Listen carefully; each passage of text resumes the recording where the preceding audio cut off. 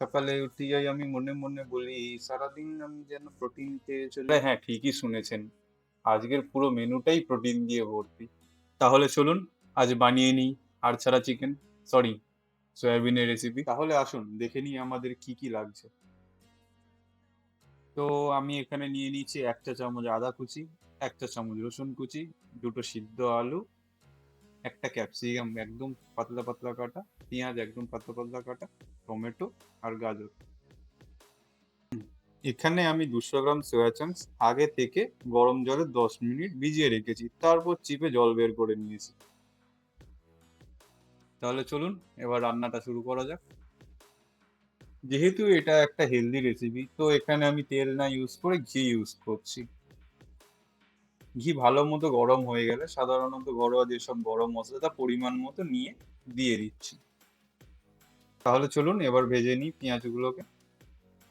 পেঁয়াজগুলো হালকা translucent colour হয়ে এলে তারপরে আমরা আদা আর রসুন কুচিগুলো দিয়ে দেবো।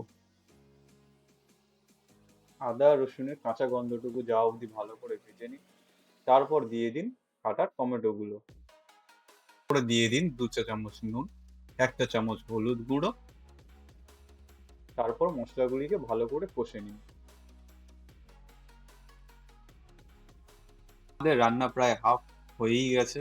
তো এবারে আমরা দিয়ে দেবো ১ চা চামচ জিরে গুঁড়ো, ১ চা চামচ ধনে গুঁড়ো।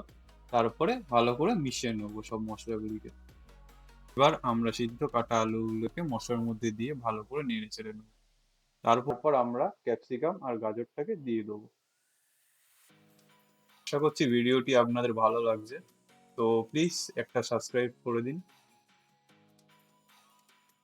গাজর আর ক্যাপসিকাম গুলো সিদ্ধ হয়ে গেলে আমরা এখানে অল্প করে জল অ্যাড করব গ্রেভি করার জন্য। কারণ আমাদের সয়াবিন তো পুরোপুরি ড্রাই হয়ে আছে। তো এই গ্রেভিটা সয়াবিন পুরোপুরি অ্যাবজর্ব করে নেবে। ঢাকা দিয়ে ৫ মিনিট এটাকে ছেড়ে দিন। তারপরে গ্রেভি দেখবেন অনেকটাই কমে এসছে। তো এবার সয়াবিন গুলোকে ঢেলে দিন।